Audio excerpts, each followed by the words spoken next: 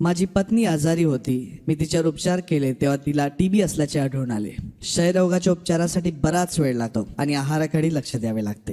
यासाठी मला पैशांची गरज आहे. या कठीण काळात आर्थिक मदत कुठून मिळणार? कठीण प्रसंगी EPFO नेहमीच तुमच्या सोबत असते. EPFO ने आपल्या सदस्यांसाठी अनेक तरतुदी केल्या आहेत. त्यापैकी एक म्हणजे आजारपणात ॲडव्हान्स मिळवण्याची सुविधा. इलनेस ॲडव्हान्स अंतर्गत तुम्ही किंवा तुमच्या कुटुंबातील सदस्यांना 1 महिन्यापेक्षा जास्त काळ हॉस्पिटलायझेशन कव्हर करता.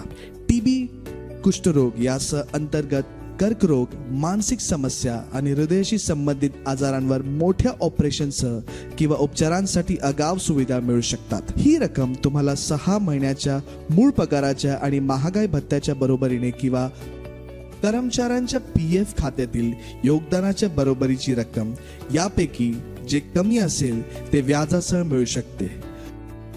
तुम्हाला हे पैसे परत करावे लागणार नाहीत. आजारपणाच्या आगाऊसाठी फॉर्म 31 भरावा लागेल आणि तुम्हाला त्यासोबत कोणतेही प्रमाणपत्र जोडायची गरज नाही. तुम्ही EPFOच्या वेबसाईटवर सदस्य पोर्टलवर लॉग इन करून फॉर्म 31 लॉग इन भरू शकता. या सुविधेचा लाभ तुम्ही घरी बसून तुमच्या मोबाईलमधील उमंग ॲपवर घेऊ शकता. यासाठी तुमच्या फोनवर उमंग ॲप डाउनलोड करा आणि फॉर्म 31 भरून आगाऊ अर्ज करा.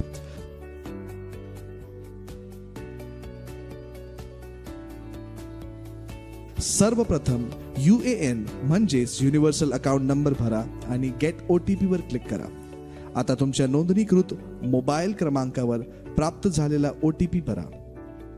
येथे तुमच्या खात्याचा डॅशबोर्ड दिसेल आणि ज्याच्या खाली तुम्हाला KYC तपशीलवर जाऊन तुमचा बँक खाते क्रमांक टाकावे लागेल. येथे तुम्हाला तुमचा आधार क्रमांक, पॅन क्रमांक, तुमच्या बँकेचा IFSC कोड, बँकेचे नाव आणि पत्ता देखील दिसेल. तुमच्या आधार कार्ड मध्ये असलेला पत्ता भरा. क्लेम फॉर्म पर्याय निवडा. येथे तुम्ही फॉर्म 31 निवडा आणि उद्देश म्हणून आजार निवडा म्हणजे आगाऊ घेण्याचे कारण. आता आवश्यकतेनुसार तुमची आगाऊ रक्कम भरा आणि तुमचे नाव आणि IFSC कोड असलेल्या तुमच्या बँक चेकची स्पष्ट प्रत अपलोड करा.